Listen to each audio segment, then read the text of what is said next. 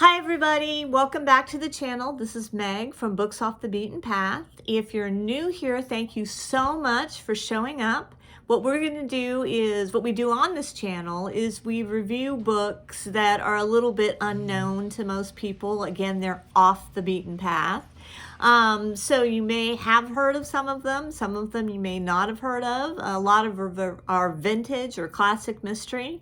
If you are one of my subscribers, thank you so much for hanging in there with me, and I really appreciate it. If you're not, hit that subscribe button and give me a like, give me a comment. I answer all the comments. Shout out to Jane. I'm getting subscribers from all over the world, and it's a lot of fun. So we're going to talk about my November reads. Now, I did a video of my November TBR, which I failed miserably at. I did not do well on that TBR at all because I said I was going to read this book and that book and everything, and fail, complete fail. So I only read 4 books, and then I started reading one and I put it down because it's a real stinker, and we're going to save that one for the last. So the first book I want to review is Robin Kane, The Mystery of Glengarry Castle. Now, this was actually a lot better than I expected that it was going to be. It is a mystery, and it had some plot twists. I don't know if it was put out by Coca-Cola or if it had some affiliation with Coca-Cola, because they're always having Cokes, and they're talking about the name brand Coke all the time. We're going to have a Coke. Let's go get a Coke. Mom, can you bring out the Cokes?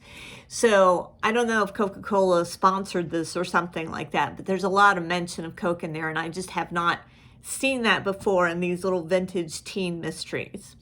Anyway, so in this story, Robin and her teenage friends, they have to raise money for the school. And so they decide the best way to do that is to put on a puppet show. Okay, if that's what you think the best way, okay. So they decided to put on a puppet show, like with, marionette puppets and everything. And so there is a castle. Now, they live in California, but there's a castle just down the way from them. You know how they are, just down the way from them. And they go in there and they find these puppets, these Oriental puppets. And they just think that this puppet show idea is fantastic, but then the puppets go missing. And then we have to struggle to find out what's going on at the castle. We have some largely racist, like Asian racism going on in it. But I mean, for the time, it wasn't horrible. I mean, I've read a lot worse, but we do have some Asian racism going on in it. But overall, it was a very good read. And I don't want to give you the spoilers on it because I think you can still find it somewhere. You can find it on ABE Books, but it was much better than I expected it to be. It had a lot of good plot twists, and it was much better than I thought it was going to be. So 4 stars. 4 stars on that one. Then I read The House on the Cliff. This is my first Hardy Boys that I've ever read in my entire life. And I have to say, I was impressed. I was impressed with the Hardy Boys. I thought it was just a better read than some of the Nancy Drews, because as the Nancy Drews go on in the series, and I will post a link to a video I did about Nancy Drew, she becomes more molded or malleable to society's norms at the time the books are written. Now, these Hardy Boys, and I've only read 1, but like in chapter 2, they're dealing with a hand grenade. And it was actually pretty exciting. And I mean, it had some kind of rough stuff in there, rougher stuff. There's starvation. There is, their father gets kidnapped, and, mom's in it for a couple of times, but she's always in the kitchen making something. We don't care about mom at all. Just go in there and make those biscuits. We'll talk to you later. And the Hardy Boys, I have to say, they're pretty exciting. Would I read another one? Maybe if someone gave it to me. I mean, I wasn't that enamored with it where I would have to read all of them. But, I mean, look at this right here. Look at that illustration. So here we've got people that have been tied up in the dark. They've been sitting in the dark for about 8 hours, tied up like that. And they're the Hardy Boys, and they're always wearing their ties. They're always dressed very smartly for these hand grenade adventures. So, House on the Cliff, Hardy Boys, I gave a 4-star because it was just a lot better than I thought. It was a lot more exciting than I thought it was going to be. Now, number 3, we're starting to get down the pike a little. Actually, I'll do this one next. I won't do down the pike yet. So I recently went to Eureka Springs and I picked up this indie authored self-published book. And what's it called? Spirits and the Paranormal of Eureka Springs, a young woman's journey to find herself. Now, this is fiction. This is not nonfiction. She's not telling you ghost stories. It's a fictional story. And let me read the back for you. Joanne, a young woman brokenhearted by a divorce, moves to Eureka Springs, Arkansas to start a new life. She is enchanted with the Victorian village and soon finds jobs at one of the hotels and an apartment in one of the historic limestone buildings. She's beginning to settle in when strange paranormal dreams trouble her, and glimpses of a woman looking for her child and begging for help appear to her in the apartment.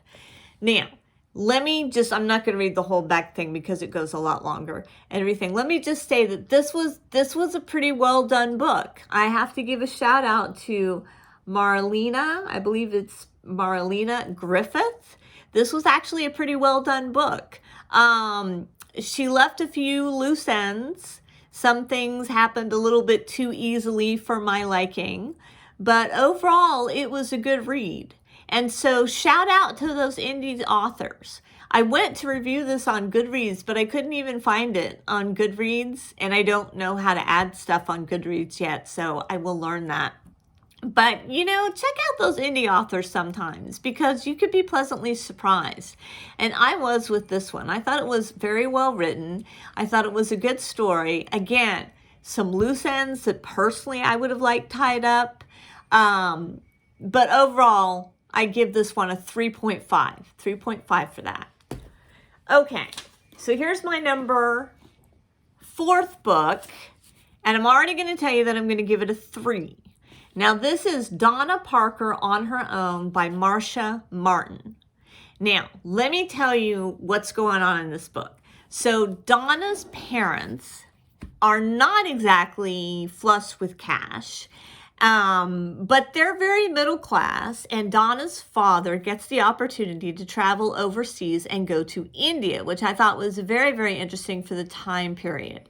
And so he wants to take his wife because his wife can go with him kind of free in charge, and they can also slip in a trip to Paris and Rome. But they can't take the kids because it would just cost them too much money.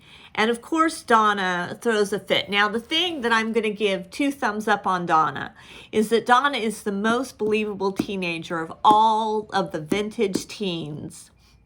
She doesn't like her parents at times. She gets angry at them. She kind of mutters under her breath when her mom comes in the room and she's on the phone and everything like that.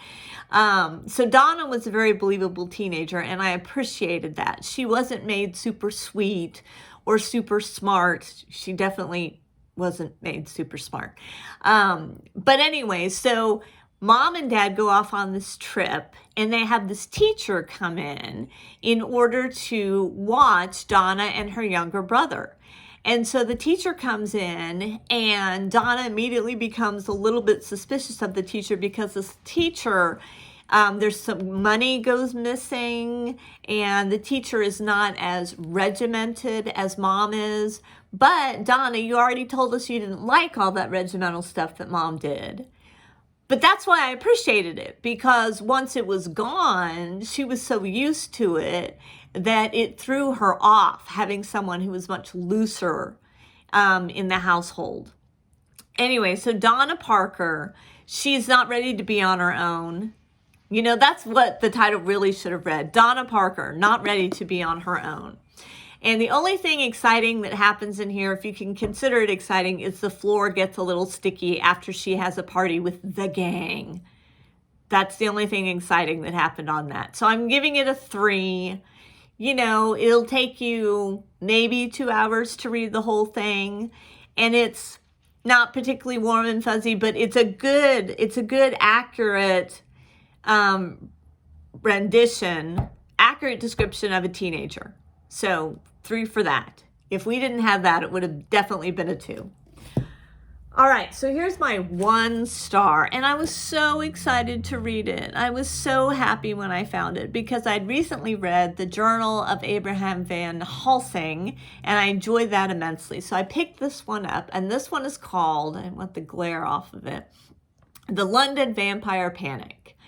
And I was excited. Let me read the back. A dark, unholy covenant. In an ancient monastery far from the bustling streets of Victorian London, an order of monks celebrates the glories of art and music. Separated from the world, they conceal a secret, for within the sheltered walls, a beautiful woman makes a horrifying promise, and a boy receives a life-saving gift. Never even got there. I just tossed it aside. After like chapter 3. So it starts out, and let me tell you why I tossed it aside. This book was written for a 13-year-old boy. And there's nothing wrong with books written for 13-year-old boys, but don't act like it's not. This book was so pervy. So we have, at the very beginning, we have a section where somebody is writing to somebody else, and they're saying, you can have this manuscript, this professor's manuscript and everything, and you can have that. And it's going to be, you can read it and decide whether or not it's real and everything. And I was intrigued by that because I love that. I love the whole mysterious manuscript kind of theme. But then we get the mysterious manuscript, and he talks about, I just have to read you this one part. He talks about who is going to read the manuscript. Okay? Let me just get this here.